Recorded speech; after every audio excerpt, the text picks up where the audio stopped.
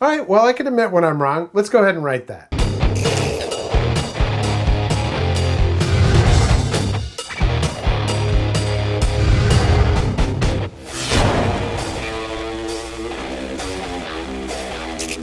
Welcome back, I'm Tony, and late last week I showed you how to install a string retainer on a Floyd Rose locking nut style system. I got it mostly right, but thanks to a couple of eagle-eyed viewers, I did not realize that, well, the flat side actually goes up on the string retainer and the rounded side goes on the bottom. So like I say, I got it pretty much all right. But Michael Vickian, I think is how you say his name, who's also very active in a Firefly group, or more than one Firefly group on Facebook.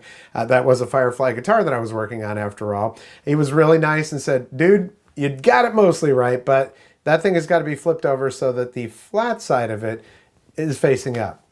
No problem. Easy fix, but I wanted to make sure that I corrected that here. I also added a note to the description for that video, but yeah, I don't want to mislead anybody, and that was my first time doing it, so just to show, yeah, we can make mistakes. So I decided to film while I was fixing that because while I've got the strings all pulled away and everything, well, the locking nut on that guitar, probably not the best quality, actually stripped out. So one of the nuts stripped, and well, that had to be replaced too, so might as well kill two birds with one stone. I'm gonna flip that string retainer over and I'm gonna get the new locking nut installed. So yeah, I figured while I'm flipping that thing over and getting that on there correctly, I'm gonna replace the locking nut that was on there with this black one from Musiclily. I'll let you know down in the description exactly which one this is. I think it was 42 millimeter. So this one seems a little bit more hardy and it should fit just like the other one did. The number on here is R2.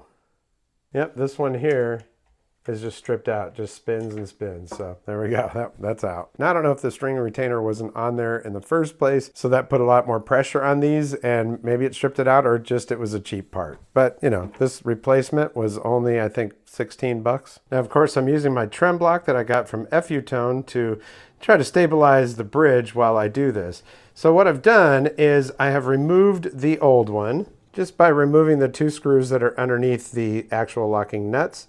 Take that one off of there. Just got my strings pulled aside here. And that actually gives us a good look at what's underneath there in this neck. You can see that little indentation right there. That's because one of the old posts was going too far down, or it was just pressing into the actual neck material. I also removed the string retainer because obviously the reason why I'm making this video is because I'm flipping it over. And as Michael pointed out, that the holes on this are countersunk. So yeah, it makes sense. And then they can ride on a rounded edge. All right, well, a fairly simple operation. So you're going to see on this that one side of it is higher than the other, and that side is going to go up against the wood of the neck. All right, so we're just going to put that on here, and the holes line up perfectly, and this is a perfect match for this neck right here. Now I did add a little bit of tape on here to hold those strings, so we're going to put this on here.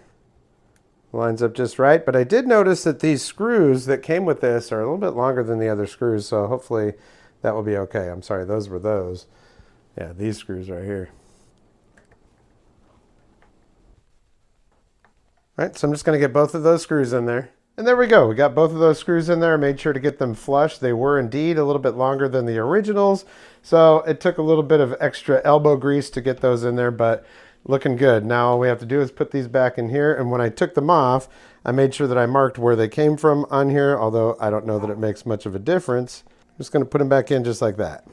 Okay, got it all back on here. I'm going to go ahead and tighten these up. I've tuned it up pretty close. Got this flipped over so that the flat side's on the top and the screws are down in the countersink, so that should be good. So yeah, there we go. Not a whole big deal, but the way that that string retainer goes, the flat side goes up, it's actually countersunk so that those screws will go down in there and go flat. And I guess maybe the rounded side of it helps with those strings slipping underneath it. And since my string retainer was black and I needed to get a new locking nut on there, why not go with the black one? That was a Musiclily. I'm gonna go ahead and put exactly what that was down in the description. I bought that off of AliExpress. I think it was only like 13, 16 bucks.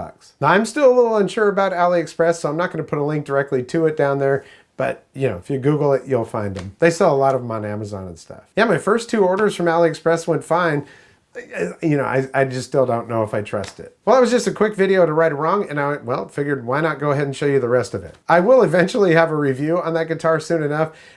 Man, I've got so many things in the queue right now. I'm trying to get to them all. Mostly, I want to thank you for your support here on the channel. Likes, comments, shares, subscriptions, always very important. So if you like what you see, hit the thumbs up. If you haven't subscribed yet, there's a red subscribe button down there and a notification bell. If you click both of those, you'll get notifications when I upload new videos. Well, that's going to do it for this episode. We'll catch you next time on the Vapor Trail channel.